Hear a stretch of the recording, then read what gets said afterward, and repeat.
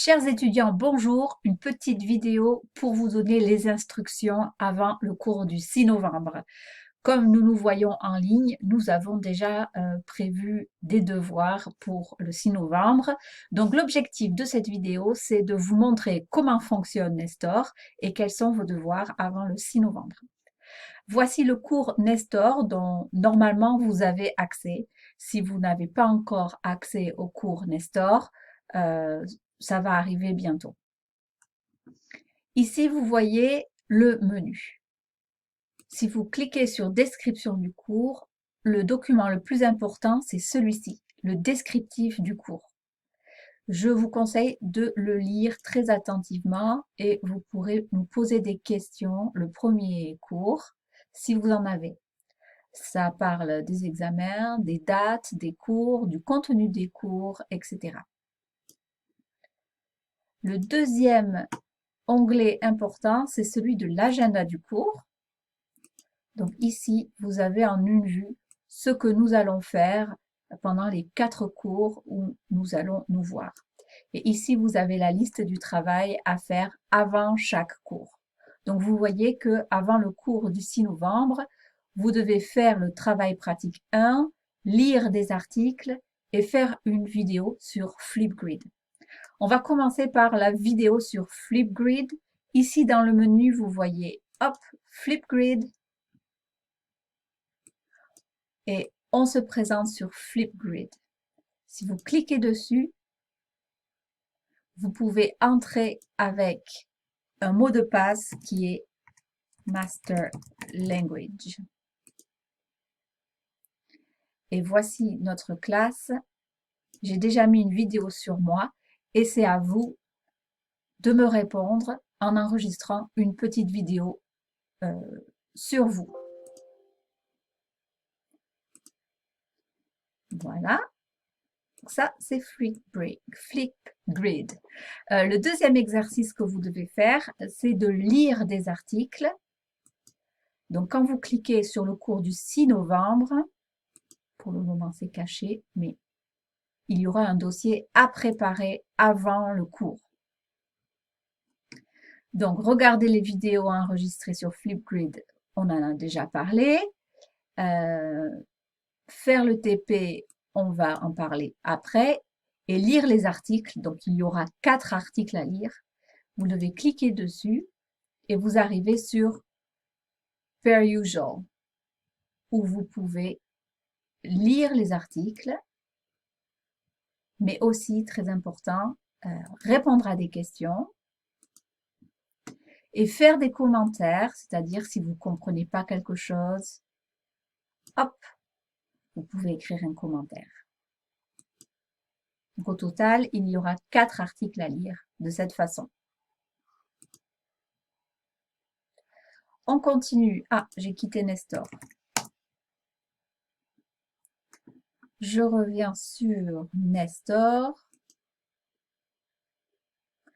pour parler de votre troisième chose à faire qui est de préparer les travaux pratiques 1. Dans ce cours, qu'est-ce qu'on va faire? On va regarder l'apprentissage du français académique dans les apprenants du français. Et vous allez avoir une partie plus théorique où on va discuter de la théorie, des recherches qui ont été faites sur le sujet, et une partie plus pratique où vous allez vous-même analyser le développement de l'écrit académique. Ça peut être le vôtre avec vos propres écrits en français ou ça peut être celle d'un apprenant anonyme que j'ai déjà ajouté dans votre cours. Donc vous devez lire les explications. Ici, voici les textes d'un apprenant anonyme que vous pouvez utiliser si vous n'avez pas vous-même des textes écrits à analyser. Et voici le TP. Hop, PDF. C'est ce que vous devez faire. Vous allez analyser ces écrits avec Direct Profil. Vous allez aussi analyser le CEF avec les grilles du CEFR et vous allez faire une petite analyse de la longueur des phrases. Toutes ces analyses, elles doivent être mises dans un fichier Excel et ici vous avez un exemple de fichier Excel.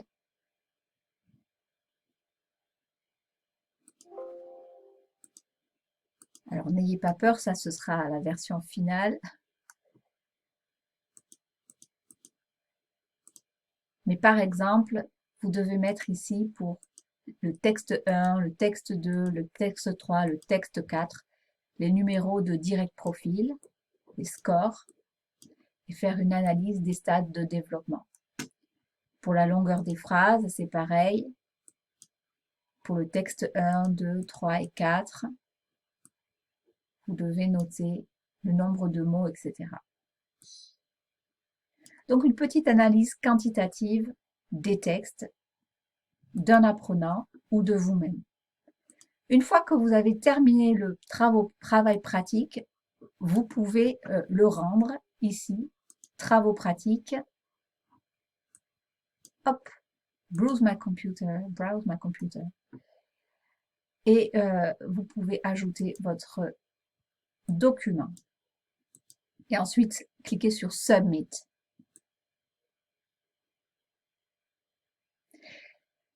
Bien sûr, c'est un défi de commencer le cours directement avec un travail pratique.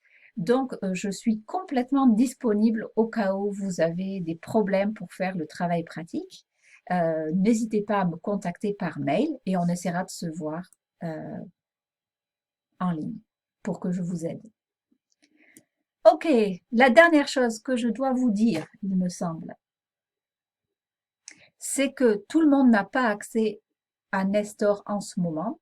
C'est pour cette raison que vous avez accès au Drive dans lequel il y a les instructions avec cette vidéo et le descriptif du cours, Flipgrid, tous les articles à lire et les travaux pratiques 1.